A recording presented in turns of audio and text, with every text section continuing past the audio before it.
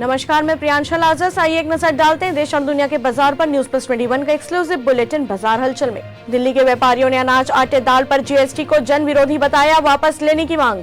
चालू वित्त वर्ष में राष्ट्रीय राजमार्गों का निर्माण 32 से 34 किलोमीटर प्रतिदिन रहेगा, क्रिसिल का दावा। बैंक ऑफ महाराष्ट्र का पहली तिमाही का शुद्ध लाभ दोगुना से अधिक होकर 452 करोड़ रुपए पर। CESL का 70,000 इलेक्ट्रिक तिपहिया खरीदने के लिए 3 व्हीलर्स यूनाइटेड के साथ समझौता। डॉलर के साथ रुपया की लुका छिपी जारी, लेकिन 80 के पार जाने की उम्मीद कम। 760 अंकों की तेजी के साथ एक महीने के हाई पर बंद हुआ बाजार। निवेशकों की संपत्ति में आया 3.4 लाख करोड़ का उछाल।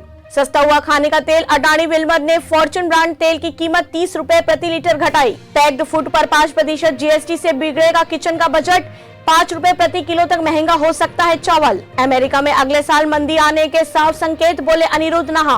रिजर्व बैंक क्रिप्टो पर बैन लगाना चाहता है, लेकिन इसके लिए चाहिए ग्लोबल सपोर्ट, बोली निर्मला सीतारमण। ऐसे जानकारियों से अपडेट रहने के लिए देखते रहिए न्यूज प्लस 21, आपके हक की बात।